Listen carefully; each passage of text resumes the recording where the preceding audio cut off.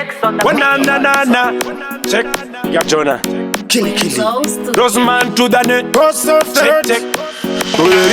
Nichashana za mshini natumeka shuwa niko buda nine wini Kondiani kupakita siasi vei nini Kazi niri madi kutopura Mr. Bini Shimoni pariti mtangudi momanya Segurova madinga kusiya wakafa Ungepora sangu nini no shafa Ndodo shika levora na pasha ni chafa Shimoni pariti mtangudi momanya Segurova madinga kusiya wakafa Ungepora sangu nini no shafa Ndodo shika levora na pasha ni chafa Pula ipapo, tiripo ipapo, pamamunya ipapo Kaunalta uya watotanga mtambo Kunewayo wanopikisa ndini gurumbo Mashaira kundiona angu ndiri pato Katasku kita futi kutadisipo Ninaro lichanyo, kawada walifo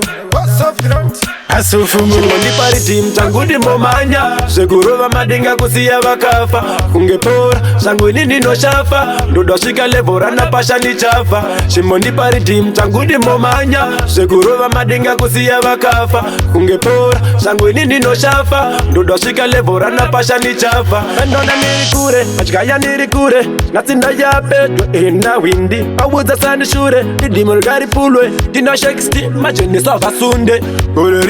Nichashana za mshini natumeka shuwa ndido buda nine wini Kondiani kopageta skazi vei nini Kazi ndiri madi kutopura Mr. Bini Shimoni pariti mtangudi momanya Segurova madinga kusiya wakafa Ungepora sangu nini no shafa Ndodo shika levora na pasha ni chafa Shimoni pariti mtangudi momanya Segurova madinga kusiya wakafa Ungepora sangu nini no shafa Ndodo shika levora na pasha ni chafa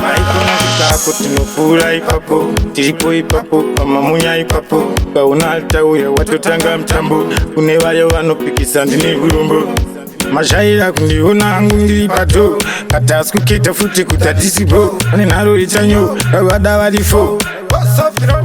Shimoni pariti mtangudi momanya Segurova madinga kusiya wakafa Ungepora sangu nini no shafa Ndodo shika levora na pasha ni chafa Shimoni pariti mtangudi momanya Segurova madinga kusiya wakafa Ungepora sangu nini no shafa Ndodo shika levora na pasha ni chafa Shimoni pariti mtangudi momanya Segurova madinga kusiya wakafa Ungepora sangu nini no shafa Ndodo shika levora na pasha ni chafa